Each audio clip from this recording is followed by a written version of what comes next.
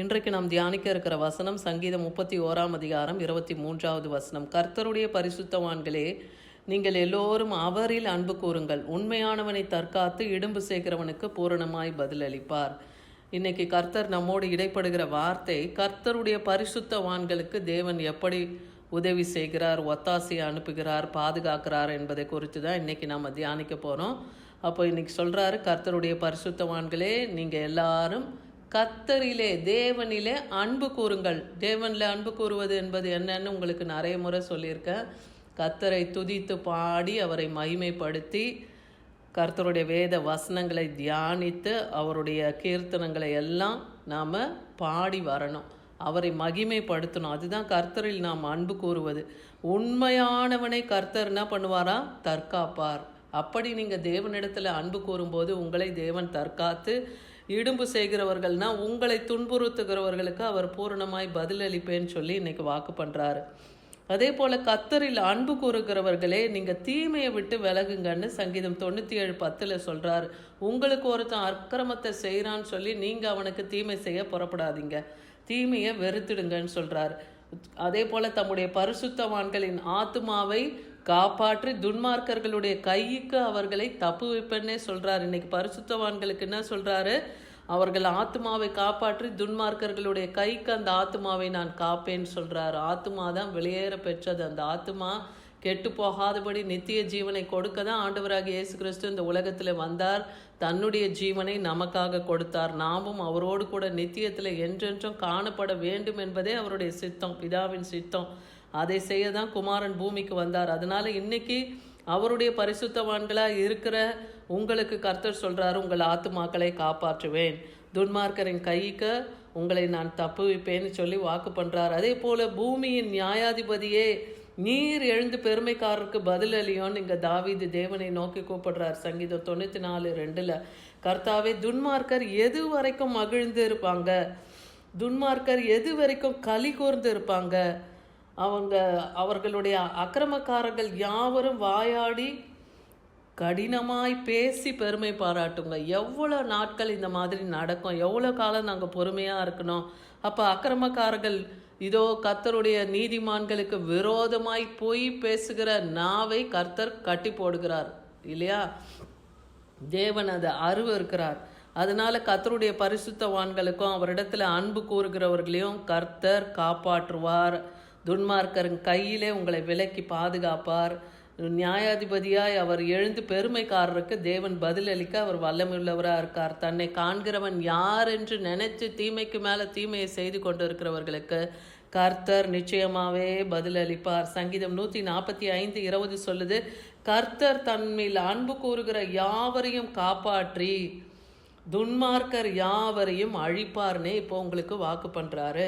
அப்போது அவரிடத்துல அன்பு கூறுறீங்களா? தேவனை நேசிக்கிறீங்களா? அவர் கொடுக்க வேண்டிய நேரத்தை நீங்கள் ஒரு நாளும் கொடுக்கும்போது கர்த்தர் உங்களை காப்பார். துன்மார்க்கர்களை அவர் அழித்து போடுவார். உங்களுக்கு விரோதமாக எழும்புகிற எல்லா சத்ருவின் கிரியைகளும் தேவன் நிர்மூலமாக்கி போட அவர் வல்லமுள்ள தேவன். அவர் செயலில் வல்லவர், மகத்துவம் உள்ள தேவன். அவரை விசுவாசிக்கும் போது அவர் எப்போவும் தம்முடைய பிள்ளைகளையும் பரிசுத்தவான்களையும் தம்மிடத்தில் அன்பு கூறுகிறவர்களையும் அவர் ஒருபோதும் கைவிட மாட்டார். யோவான் 10:27-30 பார்க்கும்போது, என் ஆடுகள் என் சத்தத்துக்கு செவி கொடுக்கும். கர்த்தருடைய பிள்ளைகள் இன்னைக்கு கர்த்தருடைய வசனத்துக்கு கீழ்ப்படிங்க, அவர் சத்தத்தை கேளுங்க, அவர் சித்தத்தை செய்ய நாடுங்க.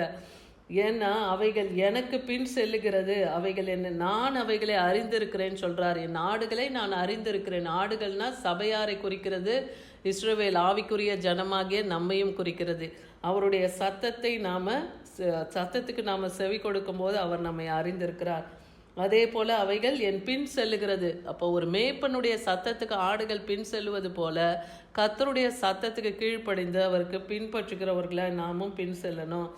ஏன்னா அவைகளுக்கு நான் நித்திய ஜீவனை கொடுப்பேன், அவைகளை ஒரு காலம் கெட்டு போவதில்லைன்னு சொல்கிறார். ஒருவனும் அவைகளை என் கையிலிருந்து பறித்து கொள்ளுவதில்லை. ஏன்னா அவைகளை தந்தது யார்? என்னுடைய பிதா. அவர் எல்லாரிலும் பெரியவராக இருக்கிறார். இந்த உலகத்தில் இருக்கிறவனை காட்டிலும் நம்மோடு கூட இருக்கிற கர்த்தர் பெரியவர் இல்லையா?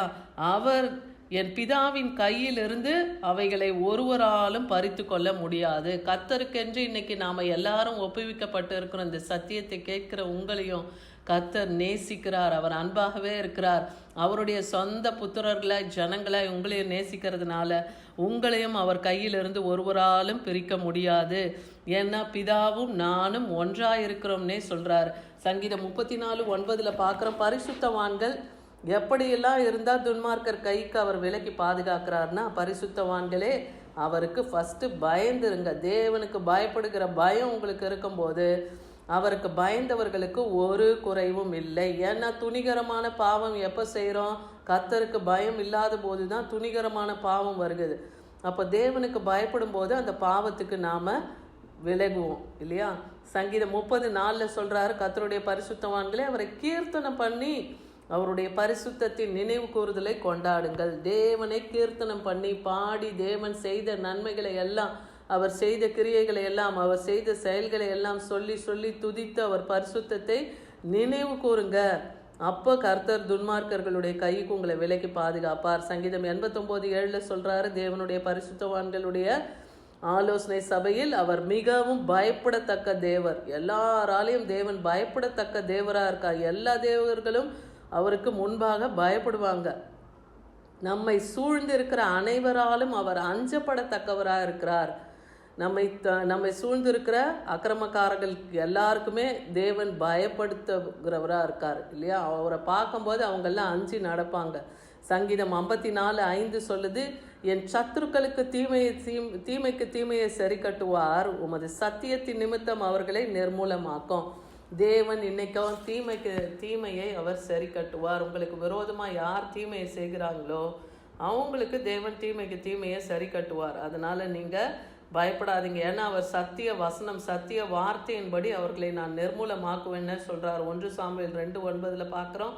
இங்கே அண்ணாள் கர்த்தரை மகிமைப்படுத்துகிறாங்க. அவர் தமது பரிசுத்தவான்களின் பாதங்களை காப்பார். ஏன்னா அவருடைய பாதங்களை கல்லில் இடராதபடிக்கு தம் தூதர்களினாலே தேவன் காக்கிறவர். இன்னைக்கு அவருடைய ஆவிக்குரிய பிள்ளைகளாகிய உங்களையும் தேவனுக்கு பிரியமாய் பரிசுத்தமாய் நீங்கள் நடக்கிறீங்களா? உங்களையும் அவர் காப்பார், உங்கள் பாதங்களை அவர் காப்பார்.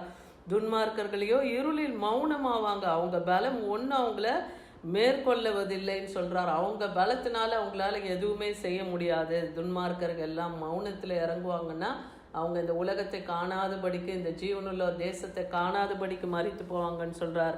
உபாகமம் 33:3 பார்க்குறோம், மெய்யாகவே அவர் ஜனங்களை சிநேகிக்கிறார். அவருடைய பரிசுத்தவான்கள் எல்லாரும் உம்முடைய கையிலே இருக்கிறார்கள், அவர்கள் உம்முடைய வார்த்தைகளினாலே போதனை அடைவார்கள். இன்னைக்கு கர்த்தருடைய பரிசுத்தவான்களை கர்த்தர் சிநேகிக்கிறார், அவர் நேசிக்கிறார். அதனால் அவருடைய கையில் நாம் இருக்கிறோம். அவருடைய போதனையின் வார்த்தையினாலே நம்மை அவர் வழிநடத்துகிறார், போதித்து நம்மை வழிநடத்துகிறார். நாம் நடக்க வேண்டிய வழிகளை நமக்கு காண்பிக்கிறார். நம்மேல் கண் வைத்து தேவன் ஆலோசனை சொல்லுகிற கர்த்தராக இருக்கிறார். அதனால் நீங்கள் பயப்படாதீங்க, உங்களுடைய காரியங்களை கர்த்தரிடத்தில் ஒப்புவீங்க. சங்கீதம் 145:10 சொல்லுது, கர்த்தாவே உம்முடைய கிரியைகள் எல்லாம் உம்மை துதிக்கும், உம்முடைய பரிசுத்தவான்கள் உம்மை ஸ்தோத்தரிப்பார்களாக. அப்போ இந்த பூமியில படைத்திருக்கிற மலைகளும் குன்றுகளும் ஆறுகளும் மரங்களும் செடிகளும் கொடிகளும் கர்த்தரை துதிக்குது. ஒரு நாளும் தேவனை துதித்து அது மகிமைப்படுத்துது. அதே போல அவருடைய பரிசுத்தவான்களாகிய நாமும் தேவனை ஸ்தோத்தரிக்க மறக்கக்கூடாது. தேவனை ஒரு நாளும் தேவன் செய்கிற நன்மைக்கு நாம் அவரை துதிக்கணும், ஸ்தோத்தரிக்கணும். உபாகமம் 30:6 பார்க்குறோம், உன் தேவனாகிய கர்த்தரிடத்திலே உன் முழு இருதயத்தோடு முழு ஆத்துமாவோடு அன்பு கூர்ந்து பிழைக்கும்படி உன் தேவனாகிய கர்த்தர் உன் இருதயத்தையும் உன் சந்ததியாரின் இருதயத்தையும் விருத்த சேதனம் பண்ணி. அப்போ கர்த்தரிடத்துல முழு இருதயத்தோடு ஆத்மாவோடு பலத்தோடு அவரிடத்துல அன்பு கூறுங்க. அதாவது அன்பு கூறுதல், முழு இருதயத்தோடு அவரை பாடி மகிமைப்படுத்துங்க, கீர்த்தனம் பண்ணுங்க, தேவனை துதிங்க. அதே போல் உங்கள் இருதயத்தையும் உங்கள் சந்ததியாரின் இருதயத்தையும், கீழ்ப்படியாமல் இருக்கிறவங்களுடைய இருதயத்தை இன்னைக்கு விருத்த சேதனம் பண்ணுவேன். அந்த இருதயத்தின் நுனித்தோலை தேவன் விருத்த சேதனம் பண்ணி அந்த இருதயம் கர்த்தருக்கு நேராக திரும்ப பண்ணுவேன்னு சொல்கிறாரு. அப்போ உங்களுக்கு விரோதமாக இருந்த சாபங்களை எல்லாம் உங்கள் சத்துருக்கள் இடத்திலே நான் திருப்புவேன், உன்னை துன்பப்படுத்தின பகைஞர்கள் மேலே அந்த சாபத்தை நான் சுமர பண்ணுவேன் என்று இன்னைக்கு நமக்கும் வாக்கு பண்ணுறார். அதனால் ஒன்றையும் குறித்து கவலைப்படாமல் உங்களுடைய எல்லா பாரங்களையும் கர்த்தருடைய பாதத்தில் இறக்கி வைங்க. நீங்கள் அவருடைய பரிசுத்தவான்களாக இருக்கிறதுனால, அவரிடத்துல அன்பு கூர்கிறதுனால உங்களை தேவன் உண்மையுள்ளவர்களை அவர் தற்காத்து இடும்பு செய்கிறவர்கள் கையிலிருந்து பூரணமாக அவர் ரட்சிக்க வல்லமையுள்ளவராக இருக்கிறார். ஆமேன்.